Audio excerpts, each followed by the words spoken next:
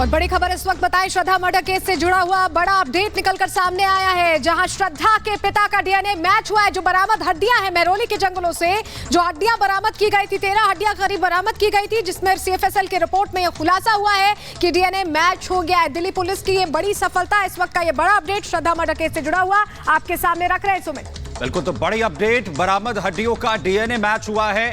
श्रद्धा के जो पिता हैं उनसे डीएनए मैच हो गया है। दिल्ली पुलिस ने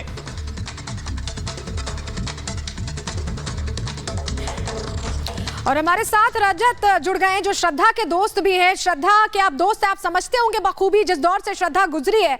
तो अगर अब इस केस में बड़ी लीड मिली है आफ्ताब को दोषी करार देने के लिए, ये एक बड़ी बात है और जांच अब सही दिशा में आगे बढ़ रही है। रजत, ऐसा लग रहा है क्योंकि आप करीबी हैं श्रद्धा के। देखिए, ये ऐसा पल है जब खुशी और दुख दोनों हो रहा है।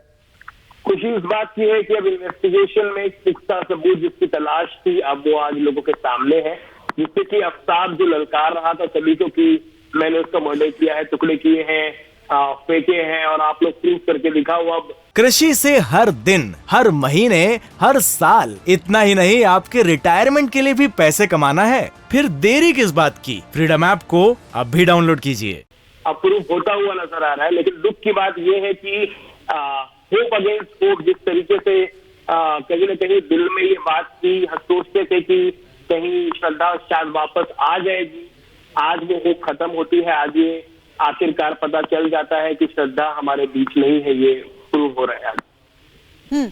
रजत, आपको लग रहा है कि अब जो जांच है वो अब बिल्कुल सही दिशा में जा रही है और जल्द इस बात का भी खुलासा होगा कि क्या यही इंटेंशन थी कि क्योंकि आफ्ताब जो है वो श्रद्धा से नफरत करता था, या इंटेंशन कुछ और थी?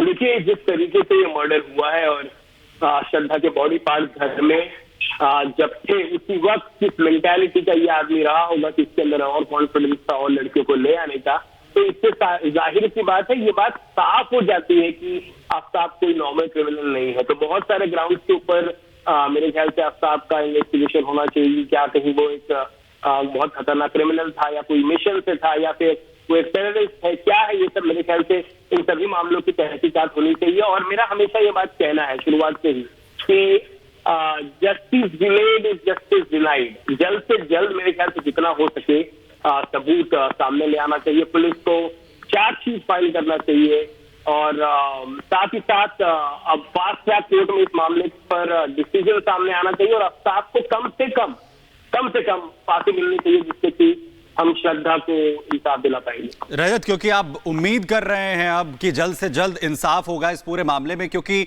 पुलिस जिस तरीके से इस पूरे मसले को लेकर जांच कर रही थी, कोई ठोस चीजें अभी तक हाथ नहीं लग रही थी, लेकिन अब डीएनए की रिपोर्ट मैच हो जाना एक ठोस सबूत है अब पुलिस के हाथ में। अब आपको उम्मीद है कि अब ये जल्द से जल्द जो है मामला निपटेगा और जो अंजाम होना चाहिए आफ्ताब का वो होगा?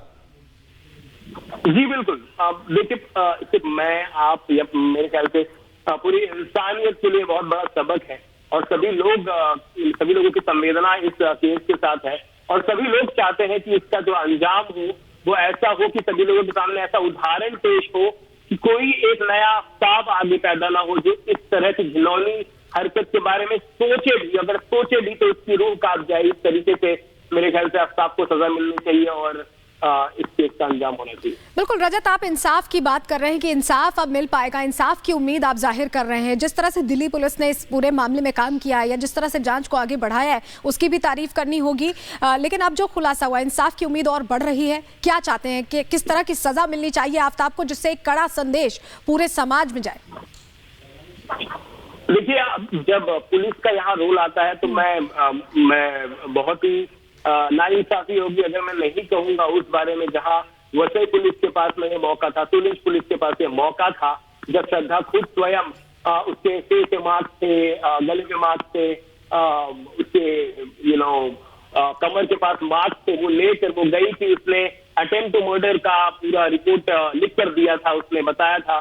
मेरे ख्याल से वो पर्याप्त था उसी वक्त आफ्ताब को जेल में डालने का, पर उस वक्त उन्होंने नहीं किया। अभी तक इन्वेस्टिगेशन ऑफिसर जो था इसके बारे में कोई खबर बाहर नहीं है। 1 महीने में क्या किया वो रिपोर्ट बाहर नहीं है, वो भी होना चाहिए। उसके बाद अब फिर कितना देर ये लोगों ने लगाया इन्वेस्टिगेशन को स्टार्ट करने के लिए सभी चीजें मेरे ख्याल से आना चाहिए। उसके बाद अब जरूर अब पुलिस को ये बिल्कुल option नहीं है कि अहम उसके बात पास- आप रजत यहां पर कह रहे हैं और जरूरी है इस पूरे मामले में कि एक बड़ा संदेश जो है वो जाए। आप बने रहिए हमारे साथ, ग्राउंड जीरो से हमारी सहयोगी मीनाक्षी भी महरौली के जंगलों से जुड़ी हुई हैं, उनके पास भी चलेंगे, सारी चीजें जो है समझने की कोशिश करेंगे। बने में इस बड़ी खबर पर एक छोटे से ब्रेक के लिए रुक रहे हैं, फौरन लौटते हैं। तो देखिए हम यहाँ ग्राउंड जीरो पर मौजूद है। महरौली का ये वही जंगल है जहाँ आफताब ने इस पूरे कारनामे को छिपाने की साजिश रची थी। ये जंगल भी हम आपको दिखाते हैं, लेकिन इसको अब पॉइंट टू पॉइंट समझने की बात है कि आखिरकार किस तरीके से सबसे पहले जो डीएनए रिपोर्ट्स ली गई थी वो अब मैच हो गई है। ये रिपोर्ट जो है वो दिल्ली पुलिस के पास है और साथ ही इसमें जो पॉलीग्राफी टेस्ट था उसकी रिपोर्ट भी सामने आ चुकी है। साफ तौर पर यहाँ स्पेशल सीपी सागरप्रीत हुड्डा ने कहा कि ये जो 2 रिपोर्ट्स है वो हमारे लिए बहुत ज्यादा महत्वपूर्ण होने वाली है। तो इस तरीके से अब इसमें एक बड़ा खुलासा हुआ है और लगातार ये खबर हम आप तक पहुंचा रहे हैं। कृषि से हर दिन, हर महीने, हर साल, इतना ही नहीं आपके रिटायरमेंट के लिए भी पैसे कमाना है? फिर देरी किस बात की? फ्रीडम ऐप को अब भी डाउनलोड कीजिए।